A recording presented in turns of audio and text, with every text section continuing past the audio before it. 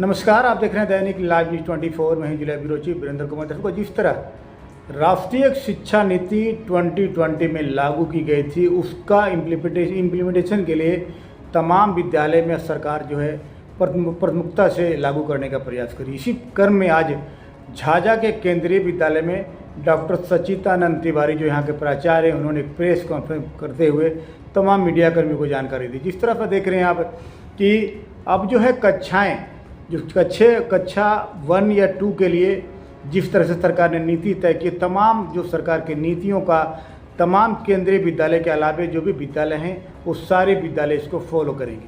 आप देख पा रहे हैं बिहार सरकार भी कई अपने शिक्षकों को ट्रेनिंग के माध्यम से जानकारी देने का प्रयास करी है। कई लोगों को, कई शिक्षकों को ट्रेनिंग दी भी जा रही है। इसी क्रम में आज परिचर्चा की गई कि कैसे हमारे बच्चे खेल खेल में आगे बढ़े, कैसे खेल खेल में पढ़े। जिस तरह आप देख पा रहे हैं, शिक्षा आज आधुनिक युग में टेक्निक बहुत ज़रूरी। जब तक तकनीकी शिक्षा बच्चों को नहीं मिल पाएगी तब तक बच्चे ज़िंदगी के सफ़र में आगे नहीं बढ़ पाएंगे। आज विज्ञान का युग है। अब वैज्ञानिक तरीके से बच्चे को भी पढ़ाना आज के समय में बहुत ही ज़रूरी।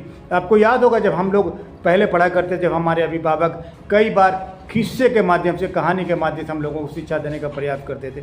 आज कहने के तमाम शिक्षकों को भी एक उदाहरण देते हुए, लोगों को प्रकृति से जोड़ते हुए, एग्जाम्पल देते हुए पढ़ाने की ज़रूरत है, जिससे बच्चे में शिक्षा के प्रति सजगता आ पाएगी। अब बच्चे शिक्षित हो पाएंगे। देखिए, जिस तरह से आप खेल खेल में बच्चों को सिखा देंगे ना, वो अगर आप चाहेंगे कड़ाई करके या फिर खूब कड़ा अनुशासन में पढ़ा दें तो संभव नहीं हो पाएगा। जिस तरह से आपको याद है दर्शकों, हम लोग कोई भी गाना सुनते हैं तो हम लोगों को याद हो जाता है, कोई मूवी देखते हैं तो याद हो जाती है वो सारी मूवी। उसी तरह से बच्चों को आज की तारीख में कहीं न कहीं वैज्ञानिक तरीके से पढ़ाने की ज़रूरत है। आज खेल खेल में पढ़ाना बहुत ही ज़रूरी। जैसा कि तमाम शिक्षकों ने हमारे साथ जुड़ते हुए बताया कि सरकार की शिक्षा नीति को हम लोग अक्षरशः पालन करेंगे और आने वाले समय में राष्ट्र निर्माण में यही बच्चे सहयोग कर पाएंगे। वीरेंद्र कुमार की खास रिपोर्ट जरूर देखिएगा।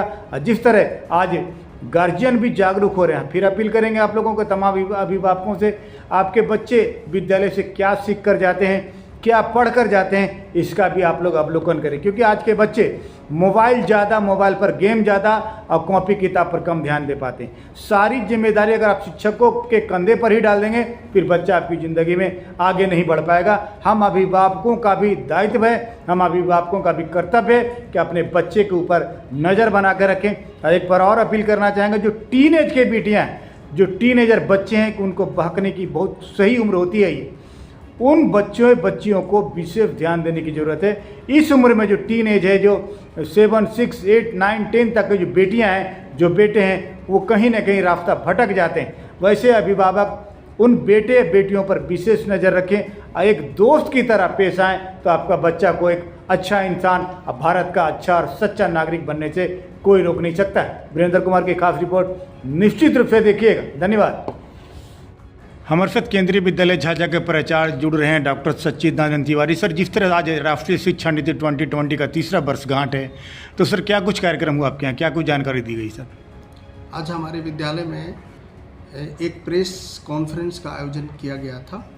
इस अवसर पर विस्तार पूर्वक प्रेस प्रतिनिधियों के सामने ये बताया गया कि हमारे केंद्रीय विद्यालयों में, और हमारे ही केंद्रीय विद्यालय में नहीं बल्कि देश में फैले हुए स्थापित 1250 केंद्रीय विद्यालय और यहाँ तक कि विदेशों में स्थापित 3 केंद्रीय विद्यालय में ये राष्ट्रीय शिक्षा नीति का जो हम बारीकियों से अध्ययन करके उसको इम्प्लीमेंट कर रहे हैं, उसकी विस्तृत जानकारी आपको प्रेस वालों को हमने प्रदान की। धन्यवाद। On the behalf of BEO Jhajha के रंजीत सिंह आए थे यहाँ केंद्रीय विद्यालय झाझा। सर, क्या कुछ हुई आज बातें यहाँ? आज हमारे केंद्रीय विद्यालय के प्राचार्य महोदय के द्वारा आमंत्रण मिला था माननीय प्रखंड शिक्षा पदाधिकारी झाझा को, और उन्होंने हमें कहा कि आप इसके लिए प्राधिकृत किए जाते हैं, आप चले जाइए। तो मैंने यहाँ आके देखा कि हमारे प्राचार्य महोदय अपने विद्यालय में NEP राष्ट्रीय शिक्षा नीति 2020 का जो इनके द्वारा इम्प्लीमेंटेशन इस स्कूल में किया जा रहा है वो काफ़ी सराहनीय है। इनको मैंने पूछा भी और हमें जानकारी भी हुई, और चूँकि बिहार में भी ये बात चल रही है कि राष्ट्रीय शिक्षा नीति के तहत 3 वर्ष की उम्र के बच्चे से लेके 5 वर्ष की उम्र के बच्चे बाल वाटिका 1, बाल वाटिका 2, बाल वाटिका 3 कहलाएंगे। उसके बाद जब वही बच्चे क्लास 6 साल के हो तो वो क्लास 1 में, 7 साल वही क्लास 2 में, और इस तरह से ये टोटल जो है फाउंडेशनल कोर्स कहलाएगा। फाउंडेशनल जिस तरह राष्ट्रीय शिक्षा नीति पूरे देश में लागू की गई, कहीं ना कहीं उसको केंद्रीय विद्यालय भी अपना रहा है। और ये बहुत ही सराहनीय है। और इनका हम लोगों ने बीच बीच में, चूँकि कुछ बच्चे ऐसे भी हैं जिनको हम लोग यहाँ पर देखते भी हैं कि अच्छी ढंग से खेल खेल में उन लोग अपना जो है ज्ञान अर्जन भी कर रहे हैं, तो ये अच्छा लगा। और प्लस इनका और भी उद्देश्य था कि इसके अलावा 5+3+3+4 का जो पॉलिसी है वो हमारे यहाँ 100% उतारने का हम लोग प्रयास कर रहे हैं। तो ट्रेनिंग मिल रही है FLM के शिक्षकों को? मिल रही है। अभी शिक्षा कोष ऐप भी दे दिया गया है, उसमें हम लोग जो है हर दैनंदिनी जो हमारे वर्ग व्यवस्था की है विद्यालय में, चाहे शिक्षकों की उपस्थिति हो, चाहे बच्चों की उपस्थिति हो, चाहे जितनी एक्टिविटी हमारे विद्यालय में शिक्षकों के द्वारा, प्रधानाध्यापक के द्वारा किया जा रहा है, वो उस ऐप में अपलोड किया जाएगा डे टू डे। इसलिए कहीं भी हम लोगों में जो है संशय नहीं है कि हमारी उपस्थिति कहीं कमोबेश होगी। हर जगह 100% उपस्थिति होगी, बच्चे भी 100% उपस्थित होंगे और क्वालिटी एजुकेशन दिया जा रहा है। तरफ से रहेंगे, हेलो, हाँ भैया प्रणाम। दोनों तरफ से रहेंगे। आपके पास है ये